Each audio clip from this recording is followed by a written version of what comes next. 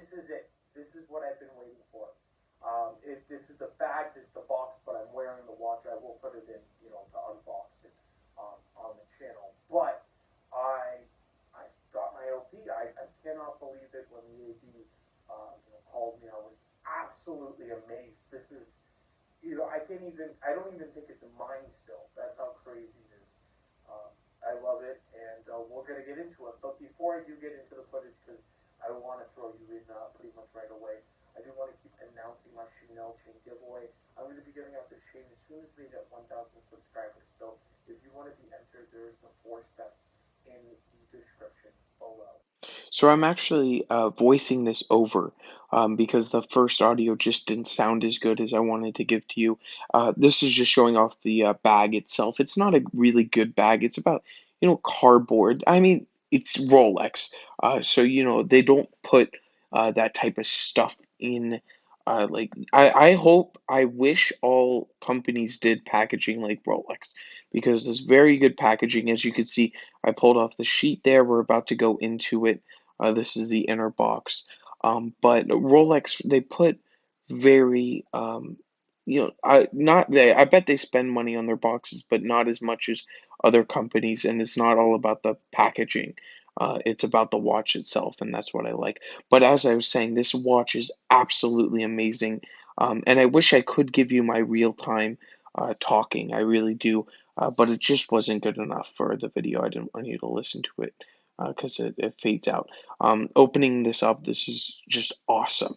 And I will show you. So it's the newer box is a lighter color, and this is everything we get inside.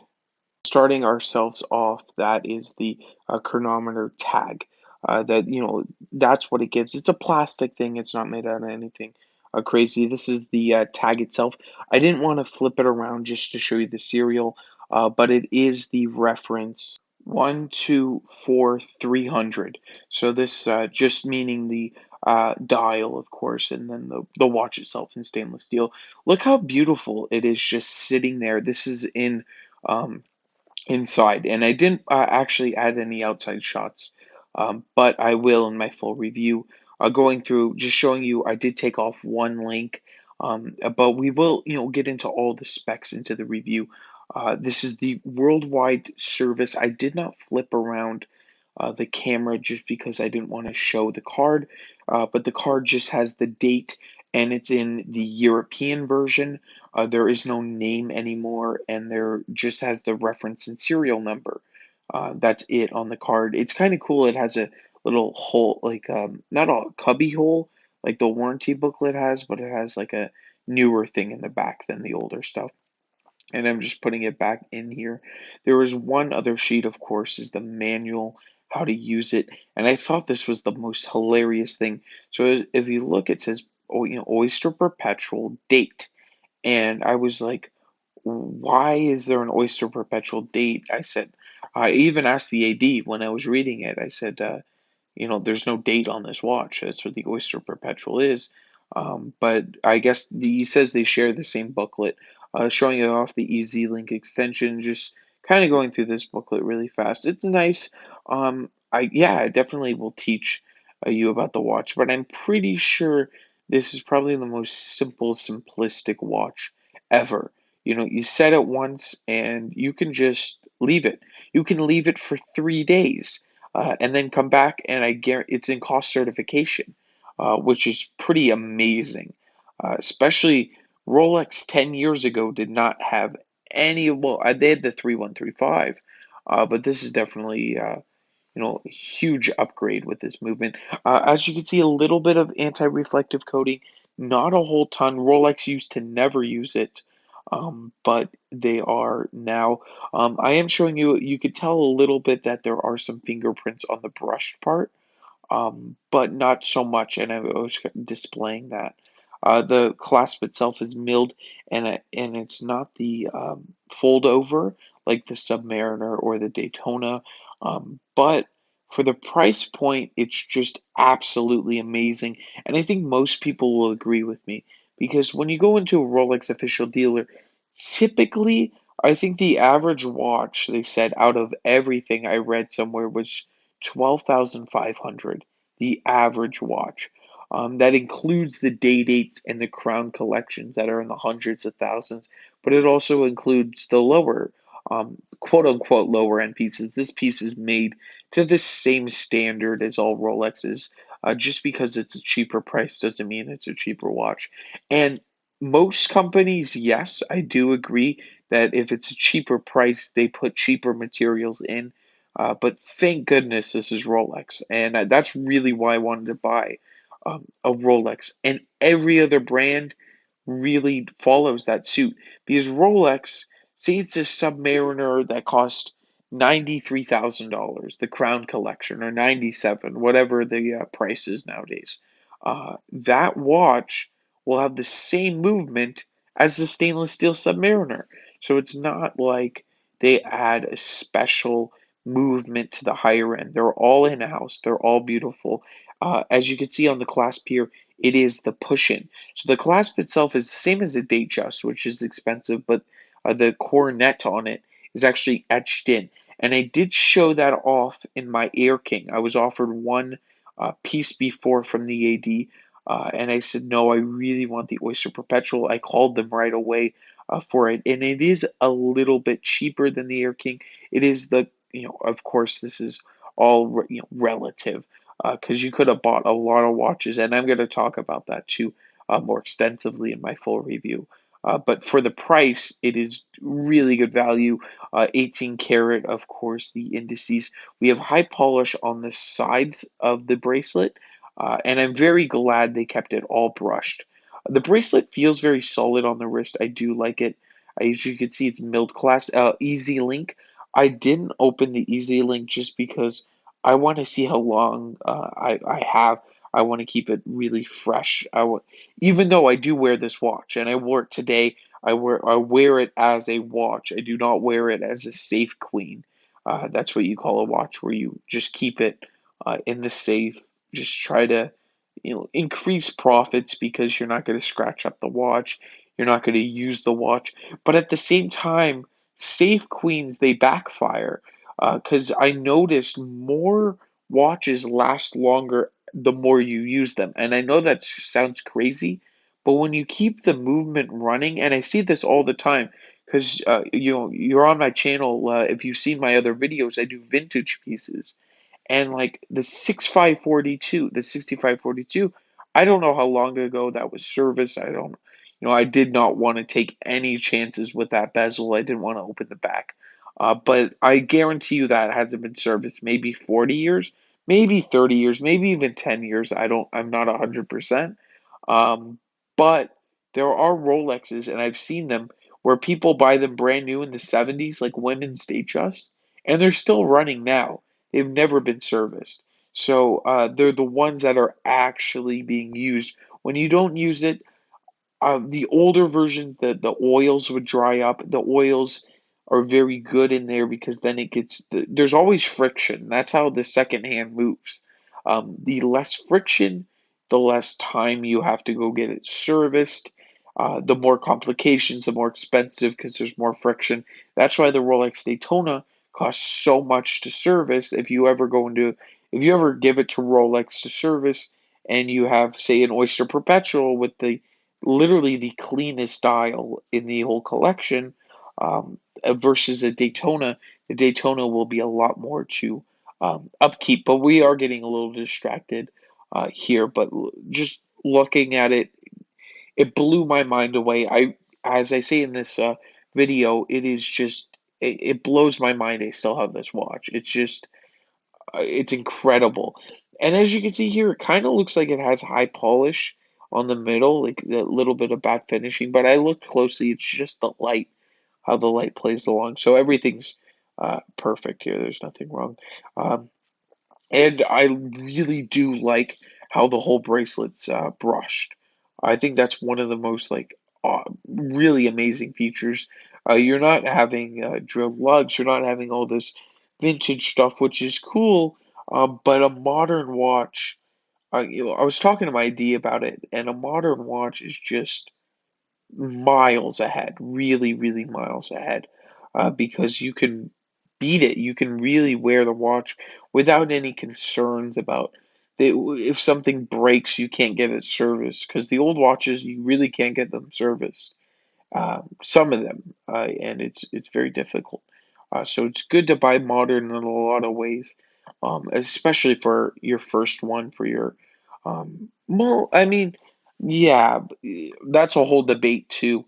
You could buy, vintage Datejust for your first one. It would be cool, but I'm very glad I got this piece. I'm very glad I'm sharing it with you. I love this piece.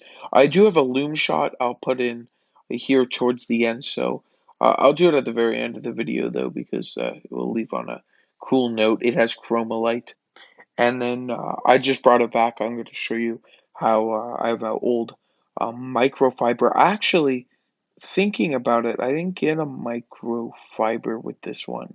I don't know if they come standard issue. I'll ask them. I go back all the time. This week I'm not going to go back just because, I go every week and I'm going to enjoy the watch for a bit and then I'll go back and show the AD. But really, really cool. Um, yeah, just fantastic, fantastic watch.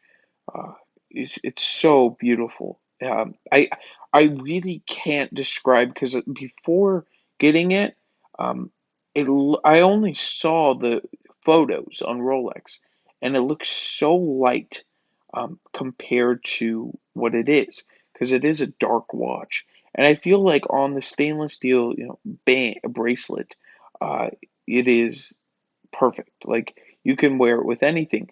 But then if you want to change it for a strap or anything, rubber, all this stuff you could do with this watch because it's extremely versatile. It's a very nice watch and it's not flashy. The biggest flash you're going to get is that high polished bezel. Um, so that might be, a little concern. But especially compared to like Submariner, GMT Master, Daytona, all that stuff, it has that ceramic bezel, very, very shiny. And then other ones like the fluted bezel or even the gold uh, stainless bezel. It's not stainless, I should say, smooth bezel. But I'm so used to saying the smooth bezel is stainless because it stayed stainless for a long time. Nowadays, you can buy a Datejust in two tone with a smooth bezel. There was actually one at the official dealer in 36. That was the only 36 piece in steel and gold. There was no stainless at the time. But here it is, runs perfect. I mean, I get sometimes people buy them from retail and they will be a little inaccurate. Mine, I had no issues whatsoever. Worked perfect. And I will, I'm not going to touch it one day for a while. I'm going to leave it probably in the case for a long time. I'll try to get around 60, 65 hours, see how it does in low, I should say, low power reserve, because most watches, and I noticed this on my Seiko, it's different though, Seiko, but it's the same, they're both mechanical, that it runs better when it's more fully wound. So I will find out. I'll leave it. Maybe even try to put a timer on it when it's. You don't want to wind it too much. But the AD did tell me you can't really overwind this watch. I said you can't. That's what he told me, and I said, "What do you mean?" He's like, "There's stuff inside to prevent you from overwinding." I said, "Eventually the plates will wind down, but winding this watch was so butterly smooth. It was the first time it was ever wound, ever. Like, period. This watch was never wound before I wound it. I purposely asked. Normally, this AD winds it up for you and sets a time. I did that by myself. I asked for that privilege, and it's 60 winds for a full 70 hours of power reserve. That's what he told me. Really, really cool, and that's where I'm leaving it here. So this is where I'm going to leave it here. I would love to know all your thoughts and comments of my initial reaction because it's just amazing. I could talk so deeply about this watch, and right when it came out, I made a video on it. I did get on the list right away, and this AD Pacific AD does follow the list, but I will talk about that in a future video. I'm trying to put it on here. I decided not to put on the plastic bezel there.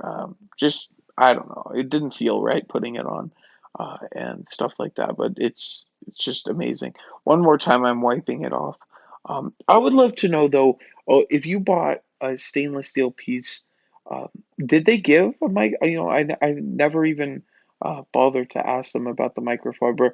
But they're so nice. They're one of the best official dealers I've ever been to and they were awesome. They worked with me. They didn't say buy another watch. I do want to talk quickly about this, and then I'll let you go. But they did not tell me, hey, buy this watch and I'll get you a stainless steel piece. And I've gotten that from some official dealers. Don't think that that doesn't happen because it does.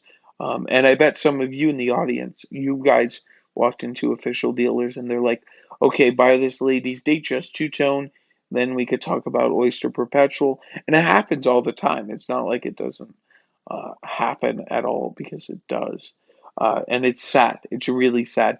But this AD says, be proud of the fact that I had zero family history, like zero people in my family, zero people in my friends went to this AD, bought watches. None. There's nobody. I was no correlation or connection to this official dealer. And I walked in, I got on the list, I called right away. I kept showing up, and and I got the watch, and I'm just so happy. That's it. This is just truly awesome, and I'm extremely happy with this piece. I would love to know everything in the comments down below, and here I'm gonna pop in a Lume shot. So there it is. It is chromolite. This is not pitch black, but it does glow so bright and for a very long time. That's a great thing about chromolite. I noticed none of the lume was displaced on some Omegas and some other brands. You definitely see that, so I'm very happy that Rolex got the lume down. They got the dial down perfect. I mean, you are paying for it though.